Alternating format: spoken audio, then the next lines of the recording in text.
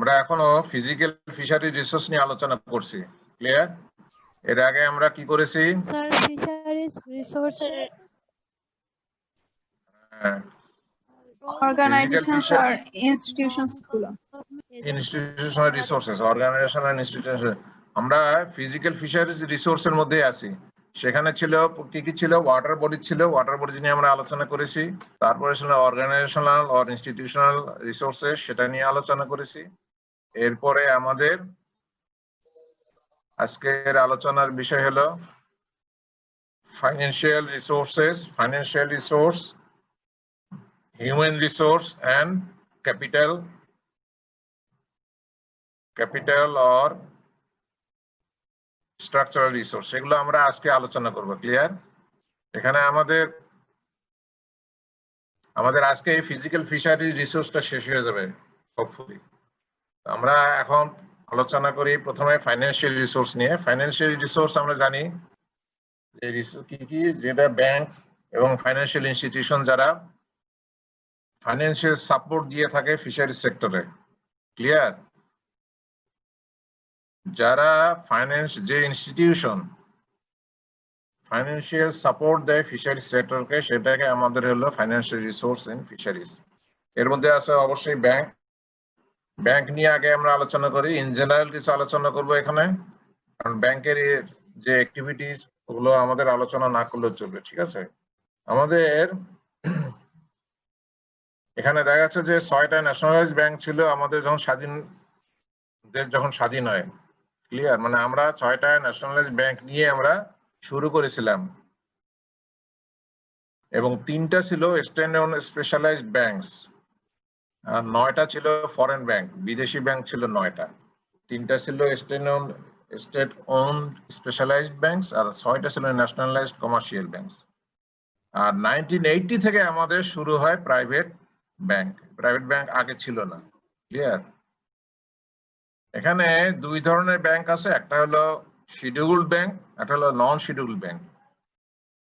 So we should know what is scheduled bank, what is non scheduled bank. আমরা বলি যে schedule commercial bank, any schedule commercial bank এরকম লেখা থাকে সব জায়গায়।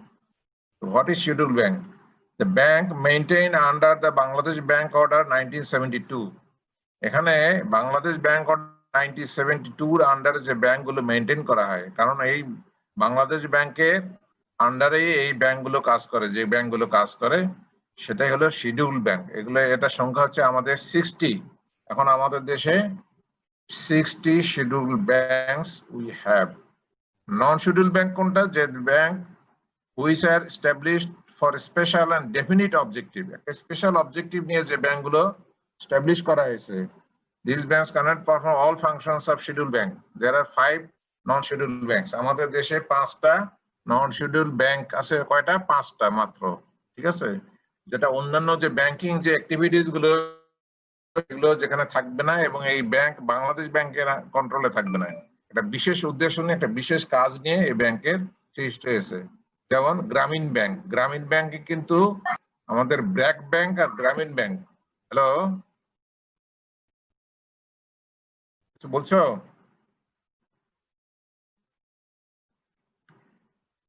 যেমন ব্র্যাক ব্যাংক আর গ্রামীণ ব্যাংক দুটোর মধ্যে অনেক ডিফারেন্স আছে, তাই না? ব্র্যাক ব্যাংক হলো all types of banking activities there, but Grameen bank কিন্তু ব্যাংকিং অ্যাক্টিভিটিস সেখানে নাই। সেটা তারা একটা বিশেষ উদ্দেশ্য, তারা শুধু ক্রেডিট সাপোর্ট দেয়, হ্যাঁ, এই জন্য এটা একটা ব্যাংক। তো এই ধরনের নন শিডিউল ব্যাংক আছে আমাদের 5টা দেশে। আমরা কোন 5টা সেটা আমরা পরে আসতেছি। তাহলে শিডিউল ব্যাংক হচ্ছে আমাদের কয়টা? 60টা। এখন আমরা দেখি শিডিউল ব্যাংকের মধ্যে আবার কিছু ভাগ আছে। তার মধ্যে একটা হলো প্রাইভেট কমার্শিয়াল ব্যাংক। এটা আমরা জানি যে প্রাইভেট কমার্শিয়াল ব্যাংকে আমাদের এখন অনেক বেশি। There are 42 private commercial banks which are majorly owned by individual or the private entities. হ্যাঁ, এটা কিন্তু মালিক হচ্ছে কারা? ইন্ডিভিজুয়াল অথবা প্রাইভেট এন্টিটিস। এরকম ব্যাংক আছে কয়টা? 42-এর মধ্যে কনভেনশনাল প্রাইভেট ব্যাংক হলো 34। কনভেনশনাল কোনগুলো? যেগুলো operating in the industry, they perform the banking functions in conventional fashion, that is interest based operation. যেখানে ইন্টারেস্ট বেসড যেগুলো অপারেশন আছে, হ্যাঁ, সেটা হলো কনভেনশনাল প্রাইভেট ব্যাংক, এগুলোর সংখ্যা হলো কত? 34টা। আর ইসলামী শরিয়া বেসড ব্যাংক আছে 8টা, যেটা ইসলামী শরিয়া অনুযায়ী চলে। হ্যাঁ, based PCBs in Bangladesh and they execute banking activities according to Islamic Sharia based principles. For example, profit loss sharing mode. হ্যাঁ, তারা কিন্তু প্রফিট লস শেয়ারিং, তারা প্রফিট করলেও শেয়ার করে, লস করলেও শেয়ার করে। এই শেয়ারিং, এটা এই মুডে যারা চলে যে সমস্ত ব্যাংক, সেটা হলো ইসলামী শরিয়া বেসড প্রাইভেট ব্যাংক। তাহলে এদের সংখ্যা হলো 8টা। তাহলে 34টা হলো কনভেনশনাল, আর হলো ইসলামী শরিয়া বেসড হচ্ছে 8টা। এই মোট হলো 38, আর 34 আর 8 42টা হলে প্রাইভেট ব্যাংক। এবার আসি স্টেট ওন কমার্শিয়াল ব্যাংক, আমাদের যে রাষ্ট্রীয় মালিকানাধীন কমার্শিয়াল ব্যাংক। হ্যাঁ, রাষ্ট্রীয় মালিকানাধীন কমার্শিয়াল ব্যাংক এর মধ্যে আছে 3টা হলো স্পেশালাইজড ব্যাংক।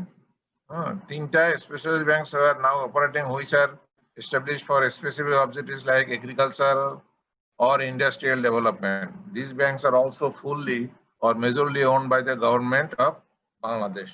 হ্যাঁ, যেমন বাংলাদেশ কৃষি ব্যাংক, বাংলাদেশ কৃষি উন্নয়ন ব্যাংক, এটা বিশেষ উদ্দেশ্য নিয়ে কিন্তু ব্যাংকগুলোকে এস্টাবলিশ করা হয়েছিল, যদিও সব ধরনের ব্যাংকিং অ্যাক্টিভিটিস এখানে আছে। এটাকে বলা হচ্ছে 3 স্পেশালাইজড ব্যাংকস। এরকম 3টা ব্যাংক আছে, শিল্প ব্যাংক আছে। আর ফরেন কমার্শিয়াল ব্যাংকস 9টা আছে দেশে। 9 FCBs are operating in Bangladesh as the branches of the banks which are incorporated in abroad. যেমন স্ট্যান্ডার্ড চার্টার্ড ব্যাংক, HSBC, এই ধরনের 9টা ব্যাংক কিন্তু বাংলাদেশে আছে, ফরেন কমার্শিয়াল ব্যাংক। নন শিডিউল ব্যাংক, আমরা যে 5টা নন শিডিউল ব্যাংকের কথা বলেছিলাম, সেই 5টা নন শিডিউল ব্যাংকের মধ্যে একটা হলো আনসার বিডিপি উন্নয়ন ব্যাংক, কর্মসংস্থান ব্যাংক, গ্রামীণ ব্যাংক, জুবিলি ব্যাংক, আর একটা পল্লী সঞ্চয় ব্যাংক। এই 5টা হলো নন শিডিউল ব্যাংক আমাদের দেশে। ক্লিয়ার? তাহলে আমাদের ব্যাংক সম্পর্কে একটা আমরা আইডিয়া পেলাম। এবার আসি ফাইন্যান্সিয়াল ইনস্টিটিউশন। ফাইন্যান্সিয়াল ইনস্টিটিউশন হলো কারা? যারা ফাইন্যান্সিয়াল সাপোর্ট দিয়ে থাকে, কিন্তু এগুলো কিন্তু ব্যাংকের মতো অ্যাক্টিভিটিস তাদের নাই, কিন্তু তারা ফাইন্যান্সিয়াল অ্যাসিস্ট্যান্স করে থাকে, সাপোর্ট দিয়ে থাকে। Non bank financial institutions are those types of financial institutions which are regulated under Financial Institution Act 1993 and controlled by Bangladesh Bank. Now 34 financial institutions are operating in Bangladesh. এখন আমাদের দেশে কয়টা আছে? 34টা। এই 34টা ফাইন্যান্সিয়াল ইনস্টিটিউশন, এরাও কিন্তু Bangladesh bank কর্তৃক নিয়ন্ত্রিত, বাংলাদেশ ব্যাংক অনুমোদন দেয়। Out of the total, 2 is fully government owned, 2টা হলো একদম fully government. 1 is subsidiary of SOCB, হ্যাঁ, মানে স্টেট ওন যে কমার্শিয়াল ব্যাংক, তার একটা সাবসিডিয়ারি হিসেবে আছে এখানে। আর 2টি ফুললি গভর্নমেন্ট ওন। আর 15 are initiated by private domestic initiative and 15 are initiated by joint venture initiative. হ্যাঁ, এই 15টা হলো প্রাইভেট ডোমেস্টিক, আর 15টা হলো জয়েন্ট ভেঞ্চারে আছে বিদেশের সাথে এবং আমাদের অন্যান্য পার্টির সাথে জয়েন্ট ভেঞ্চারে আমাদের 15টা আছে এরকম ফাইন্যান্সিয়াল ইনস্টিটিউশন। তাহলে আমাদের মোট 34 financial institutions we have. Major sources of funds of financial institutions are term deposit at least 3 months tenure, credit facility from banks and other financial institutions called money, as well as bond and securitization. যেমন আছে আমাদের বিভিন্ন সঞ্চয়ের যে বিষয়গুলো আছে না, সঞ্চয় অধিদপ্তরের, এইটাও কিন্তু তারাও তো ফাইন্যান্সিয়াল ইনস্টিটিউশন। এখানে বলছে যে অ্যাটলিস্ট 3 months টেনিউর।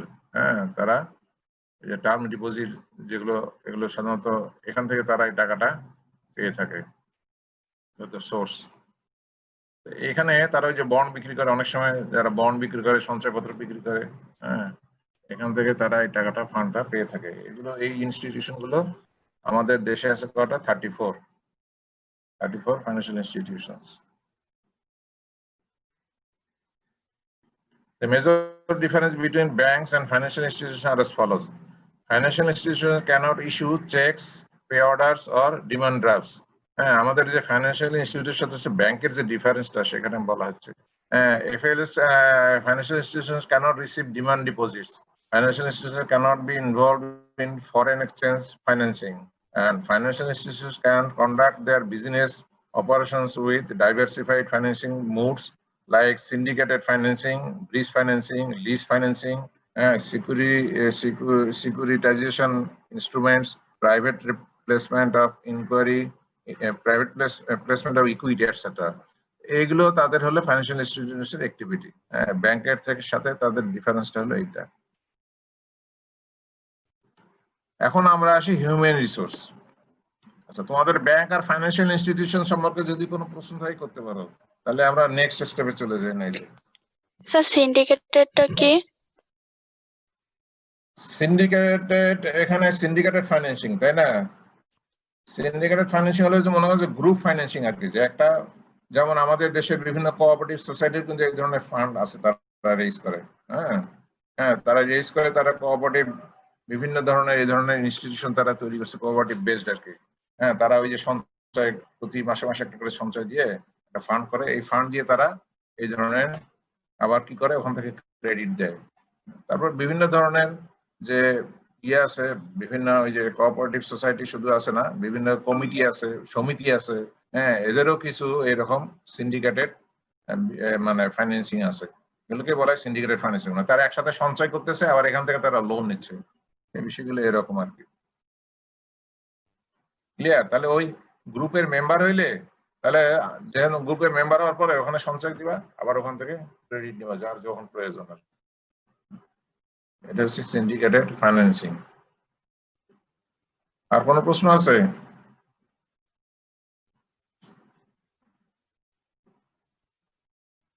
তাহলে আমরা নেক্সট স্টেপে চলে যাই, সেটা হচ্ছে আমাদের হিউম্যান রিসোর্স।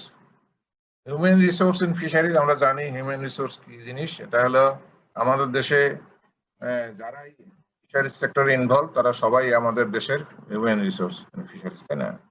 ফিশারিজ অ্যাক্টিভিটিতে যারা ইনভলভ সবাই হলো আমাদের দেশের ফিশারিজের হিউম্যান রিসোর্স।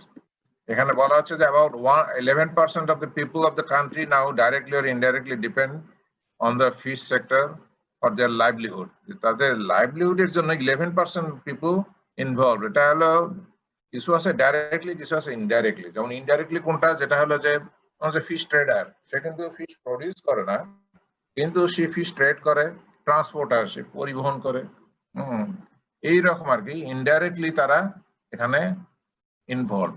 আবার দেখা যাচ্ছে যে ফিশ ফিড প্রডিউসার, ফিড তৈরি করে, কেমিক্যাল তৈরি করে, এরাও কিন্তু ইনডাইরেক্টলি ইনভলভ। এইরকম দেখা যাচ্ছে যে 11%, total population 11% people involved in this sector for their livelihood. Clear? An estimated 1.2 million people of Bangladesh are fishers and earn their livelihood from fishing.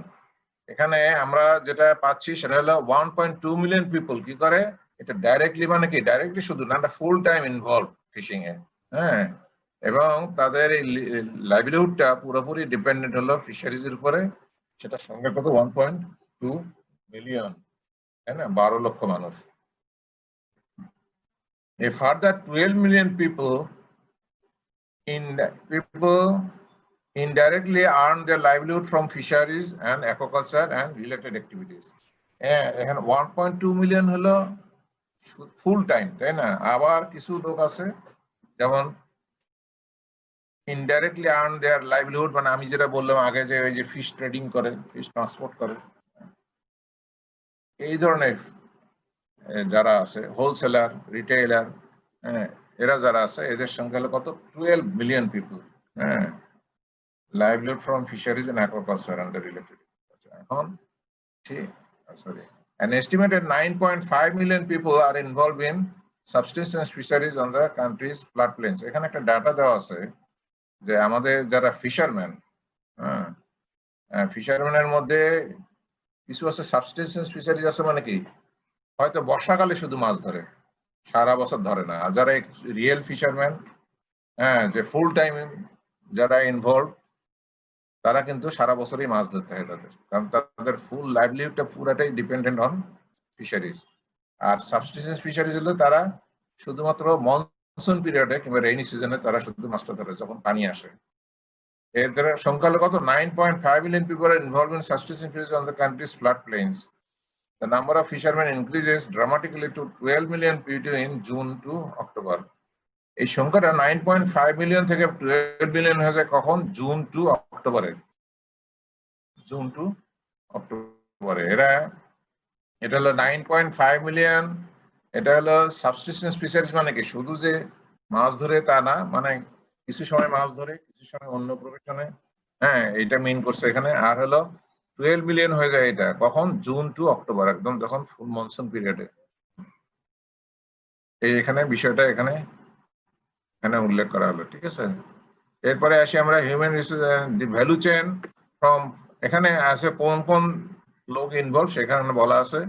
The value chain from pond or farm to plate or fork, মানে value chain যেটা আমাদের মাছ, এই যে একদম সে পন্ড থেকে শুরু করে একদম আমাদের সে কনজাম্পশন পর্যন্ত, হ্যাঁ এই একটা বিরাট চেন কাজ করে এখানে। এই চেনে যারা ইনভলভ সবাই কিন্তু এই হিউম্যান রিসোর্সের আওতাভুক্ত। Beyond the chain includes hundreds of stakeholders whose livelihood fully dependent on aquaculture. The major stakeholders include fish farmer, prawn or shrimp farmer, hatchery owner, nurserer, farmer, hatchery technician, workers, importers.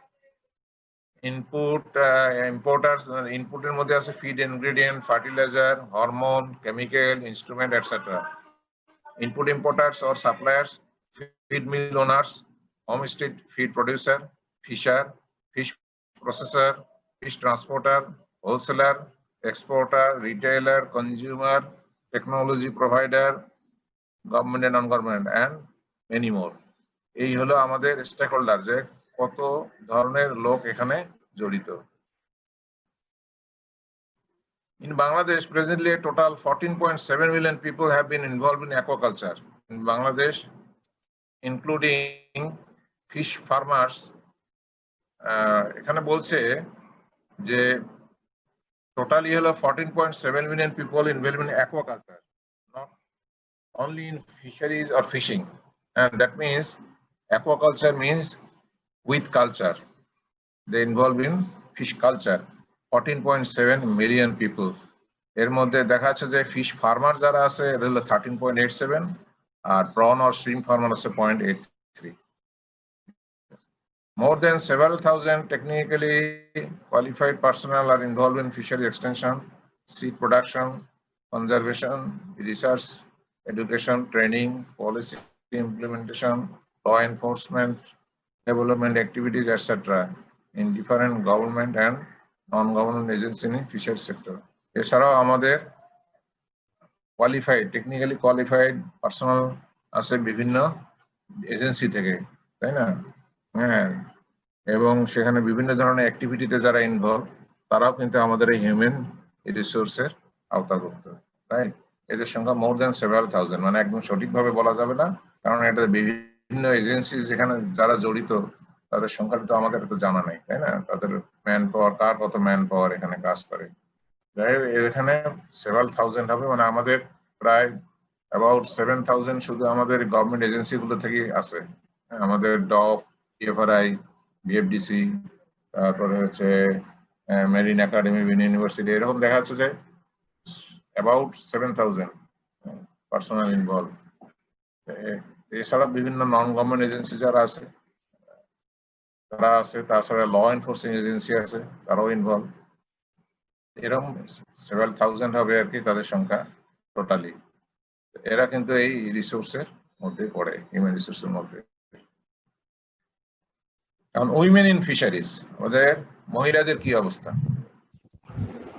Gender perspective? আমাদের according to statistics of 2017-18, about 1.4 million of women, 10% of total dependents, and 10% of total dependents and 1% of total population. আমাদের এই 1.4 million women are involved in fisheries sector in various ways. A total of 37,229 fisher women have been registered under DOF and provided with ID cards. আমরা জানি যে আমাদের যেগুলো registered fisherman তাদেরকে আমাদের তালিকাভুক্ত করা হয়েছে এবং তাদেরকে আইডি কার্ড দেওয়া হয়েছে, এবং অ্যাকচুয়াল ফিশারম্যানের সংখ্যা এখন আমরা বলতে পারি যে কোথায় কোথায় কত অ্যাকচুয়াল ফিশারম্যান আছে, কারণ প্রত্যেকের এখন আইডি কার্ড আমাদের দেওয়া হয়েছে আমাদের তরফ থেকে। এখন মহিলাদের সংখ্যা পাওয়া গেছে এত কত 37,229 সারা দেশে।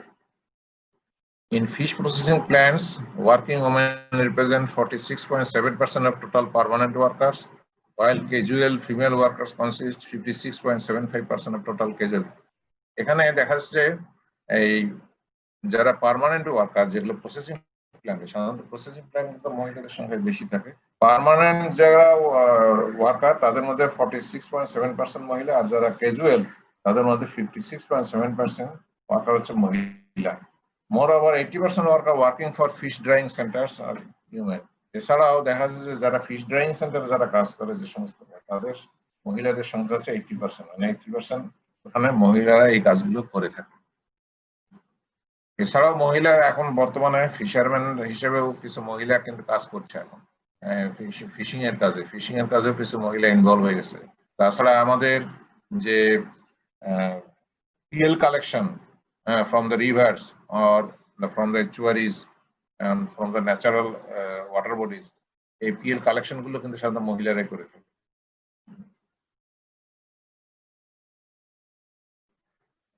এখন আমরা হিউম্যান রিসোর্স সম্পর্কে জানলাম, এখন আসি আমাদের capital or infrastructural resource. What is capital and infrastructural resource আমরা জানি, তাই না? ক্যাপিটাল হচ্ছে কি?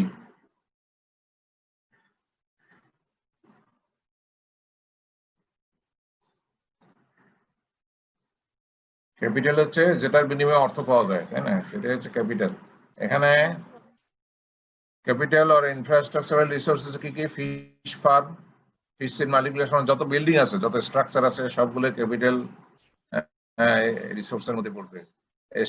এখানে আছে কি কি? Fish seed manipulation farm, fish hatcheries, fish processing plants, fish quality control laboratories, fish landing centers, auction yards, academic buildings, research laboratories, office buildings, research stations, fish transportation and marketing infrastructure, fish seed mills, aqua medicine manufacturers, fisheries trading centers, fishing trawlers and boats, fishing gears, etc. মানে যত ধরনের instrument আছে সব instrument গুলো কিন্তু এই ক্যাপিটালের আওতায় পড়বে। যাকে ফিশ ফার্মের যে পাম্প, ফিশ ফার্মের যে নেট, এটাও এই ক্যাপিটাল রিসোর্সের মধ্যে আসবে। আর বিল্ডিং যত আছে সব ইনফ্রাস্ট্রাকচারাল রিসোর্সের মধ্যে, যেখানে যত স্ট্রাকচার আছে। আমাদের দেশে যে ফিশ পাস আছে, যে স্ট্রাকচার, ইঞ্জিনিয়ারিং স্ট্রাকচার, সেটাও এই ইনফ্রাস্ট্রাকচারাল রিসোর্সের মধ্যে। আর যত বিল্ডিং আছে আমাদের, অফিস বিল্ডিং থেকে শুরু করে একাডেমিক বিল্ডিং, যত ফার্ম আছে ফার্মের বিল্ডিং, সব বিল্ডিং হলো এই রিসোর্সের মধ্যে পড়বে। ক্লিয়ার? তাহলে আমাদের এই হলো মোটামুটি আজকের আলোচনা। এখন তোমাদের জিজ্ঞেস করতে পারো কিছু যদি এখানে বুঝতে সমস্যা হয়। আমাদের 30 মিনিট গেছে, এখনো 10 মিনিট সময় আছে। আমরা ইন ডিটেইলস এখানে যাই নাই, কারণ ডিটেইলস এখানে কিছু জানার কিছু নাই, আমরা শুধু একটা ধারণা নিলাম। ক্লিয়ার?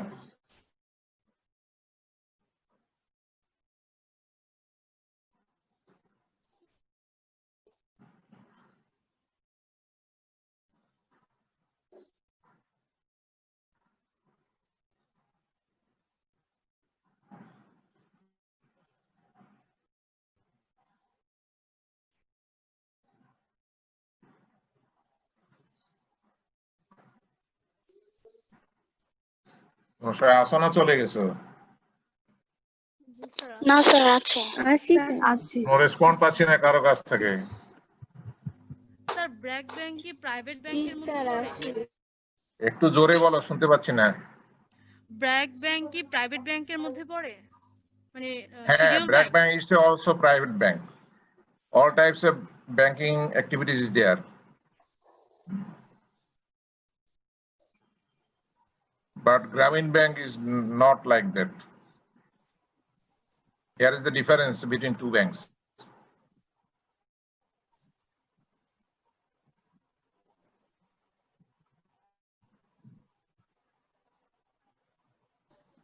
আর কোনো প্রশ্ন? Any question?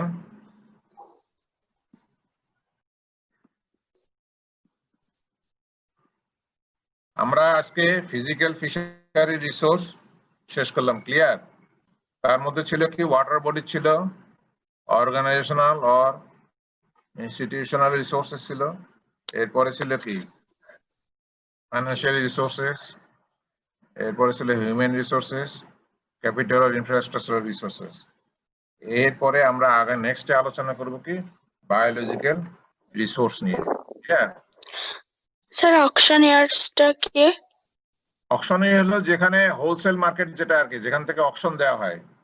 এটা আমাদের যেমন আমরা যদি কখনো গিয়ে থাকি সুয়ারিঘাট, এখানে এই মাছগুলো ল্যান্ডিং হওয়ার সাথে সাথে নদীর পাড়ে ঘাটে ল্যান্ডিং হওয়ার সাথে সাথে এখান থেকে একটা অকশন হয়। এই অকশন হওয়ার একটা নির্ধারিত জায়গা যেটা, সেটা হলো অকশন ইয়ার্ড, তাই না? যেখান থেকে অকশন দেয়া হয় আর কি মাছ। হোলসেল মার্কেটও বলা যায়, হোলসেল মার্কেট একটু ভিন্ন, সেটা একটা বিরাট মার্কেট হবে। হ্যাঁ, সেখানে যেমন আমাদের যেমন আছে কাওরান বাজার, এটা একটা হোলসেল মার্কেট, তাই না? এখান থেকে মানুষ সবাই মাছ নিয়ে আসে, ব্যবসায়ীরা নিয়ে আসে, রিটেল মার্কেটে এসে বিক্রি করে।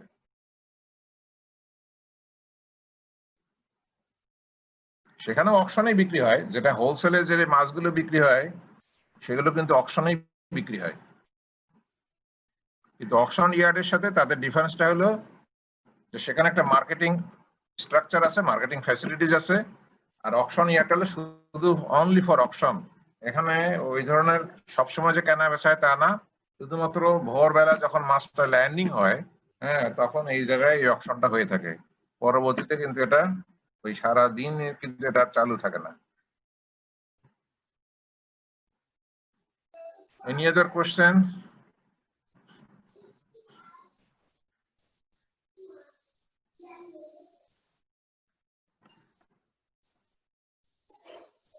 এই ফিশ ল্যান্ডিং সেন্টার গুলো, এগুলো কিন্তু অনেকগুলো fish landing centre BFDC control করে, বিএফডিসির আন্ডারে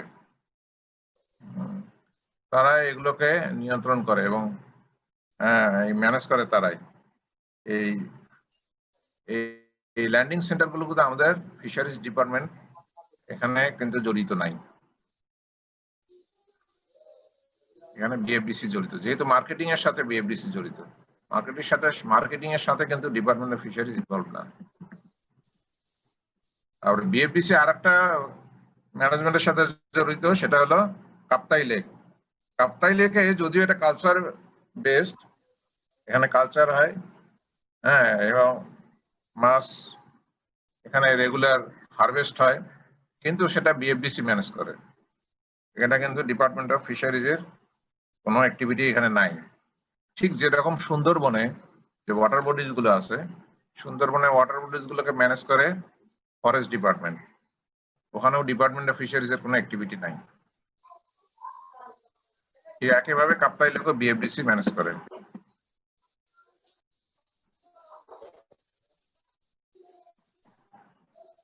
বিএফআরআই এর অবশ্য একটা রিসার্চ সেন্টার সেখানে আছে, তারা এই কাপ্তাই লেক নিয়ে রিসার্চ করে সেখানে, এই জন্য তাদের কিছু অ্যাক্টিভিটি আছে বিএফআরআই এর, but we have no activities in the Kaptai lake and Sundarban.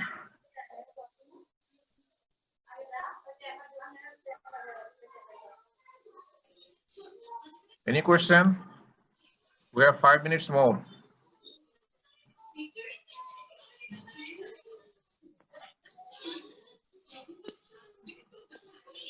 Sir fishing গিয়ারসে কি যন্ত্রপাতি গুলো থাকে, মানে মাছ কাটার? ফিশিং গিয়ার বলতে এখানে নেট, ট্র্যাপ, মাছ ধরার যত যন্ত্রপাতি, জাল থেকে শুরু করে সবটাই কিন্তু ফিশিং গিয়ার। ইভেন আমি যে বোটটা ইউজ করি ফিশিং এ, এই বোটটাও কিন্তু আসলে ফিশিং গিয়ারের আওতায় পড়ে। ক্লিয়ার? যদিও সেটা বোট আর কি, বোটটাকে আমরা আলাদাভাবে দেখি অনেক সময় ফিশিং বোট। বোট আবার দুই রকম হইতে পারে, মেকানাইজড হতে পারে, নন মেকানাইজড হতে পারে। মেকানাইজড বোট তো আমরা জানি, তাই না, ইঞ্জিন চালিত নৌকা। আর নন মেকানাইজড বোট হলো বৈঠা চালিত, যদিও নন মেকানাইজড বোট এখন আর নাই, সবই এখন মেকানাইজড হয়ে গেছে। নন মেকানাইজড বোট বলতে কিছু নাই এখন। কিছু আছে নদীতে খেয়া পারাপারা ইউজ হয় আর কি, কোনো জায়গায় শুধু খেয়া পারাপারের জন্য ছোট ছোট নদীতে, আর সবই কিন্তু মেকানাইজড বোট এখন সব জায়গায়। পালতোলা নৌকা তো অনেক আগে আমাদের এখান থেকে বিদায় নিয়ে গেছে, তাই না? পালতোলা নৌকা আর আমরা কোনোদিন জীবনে দেখতে পাবো কিনা সন্দেহ আছে। পালতোলা নৌকা, গুণ টানা নৌকা তোমরা দেখেছো? আমার মনে হয় না তোমরা কোনোদিন দেখেছো গুণ টেলে নৌকা। 2-3 জন মিলে নৌকা টানিয়ে নিয়ে যেত, এরকম দৃশ্য তোমরা আর কোনোদিন পাবা না, শেষ। আমরা দেখেছি ছোটকালে, এখন আর নাই। যত মালামাল ক্যারি করতো সব গুণ টানা নৌকা, গুণ টেনে নিয়ে যেত, সেই 2-3 জন সেই ধরে টানিয়ে নিয়ে যেত নৌকাটাকে। পালতোলা নৌকা আর এখন নাই। Any question?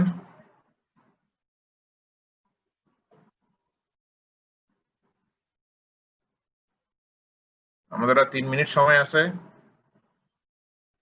আমরা